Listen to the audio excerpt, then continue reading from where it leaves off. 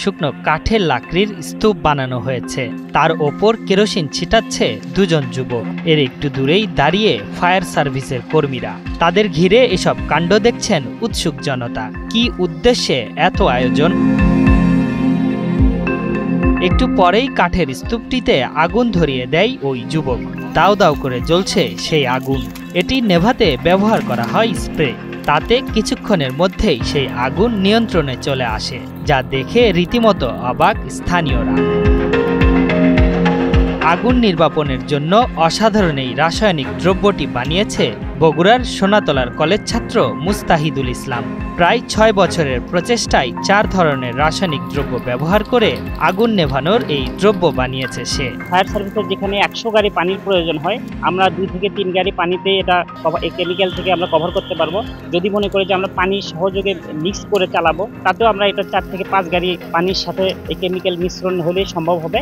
এবং এটা আগুনের বিরুদ্ধে কিভাবে কাজ করে যদি বলেন, আমরা এটা আগুনে স্প্রে করার পর আগুনের যে লেয়ারটা, এর গায়ে একটা লেয়ার সৃষ্টি করতেছে। দাহ্য পদার্থের গায়ে একটা লেয়ার সৃষ্টি করার কারণে আগুনকে বাইরে আসতে বাধা দিচ্ছে, এবং এটা খুব দ্রুত ঠান্ডা হয়ে যাওয়ার কারণে আমরা উদ্ধার অভিযানে খুব দ্রুত সম্পন্ন করতে সক্ষম হব।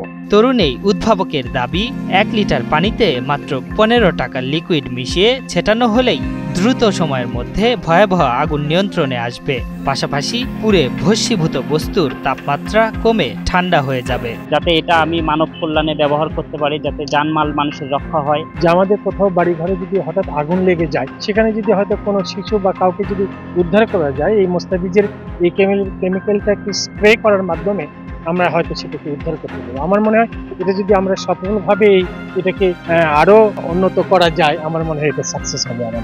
তরুণ উদ্ভাবক তিনি একটি কেমিক্যাল আবিষ্কার করেছেন, যার মাধ্যমে এই কেমিক্যালের মাধ্যমে, প্রলেপের মাধ্যমে এটা দ্রুত উদ্ধার করা সম্ভব হতে পারে। আমরা এরকম একটি মহড়া দেখলাম। কলেজ পড়ুয়া মুস্তাহিদুলের এমন আবিষ্কারে বিস্ময় প্রকাশের পাশাপাশি বেশ খুশি স্থানীয়রা। যা দেখলাম তাতে আমরা আশাবাদী। আমার মনে হয় এটা যদি সরকার পৃষ্ঠপোষকতা করে, তাহলে এটি আমাদের জন্য একটি ভালো কিছু নিয়ে আসবে, মানবতার কল্যাণে কাজ করবে।